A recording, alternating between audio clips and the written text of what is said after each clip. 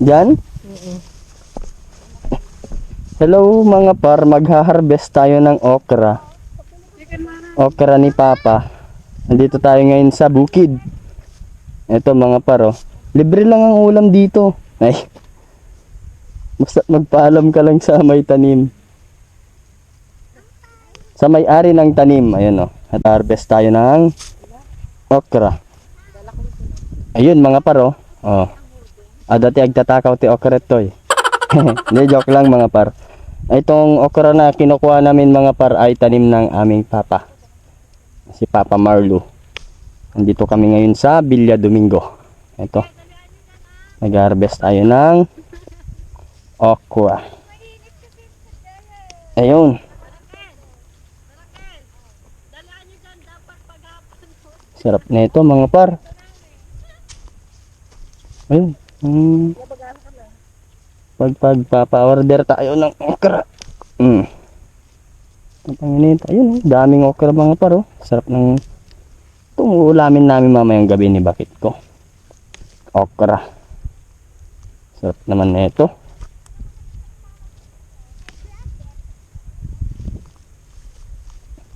Sarap na ito.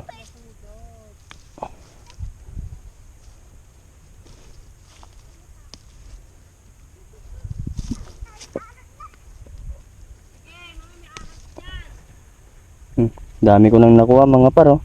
Ayun si Mrs. oh. Aga-okra. Ayun oh.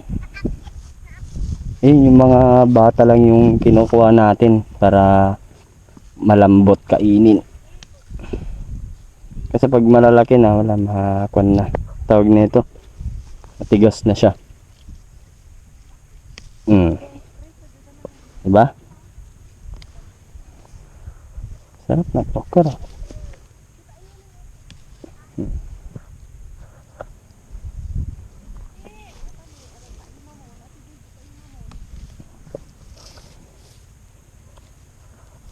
Dami.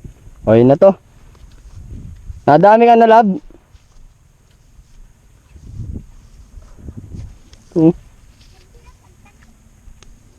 Pag yung malalaki na kasi ikon ng tawag nito.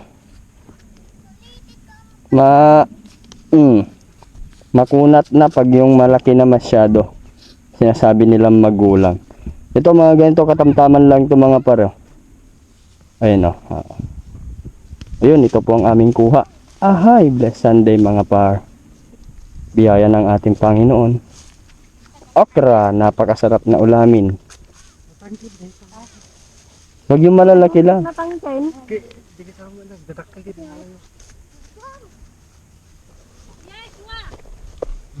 Ayun. Thank you. Thank you. Dami patola. Ipatola pa tayo. So, ayun. Na yun agad. Enough na to mga par. Thank you kay Papa. Let's go.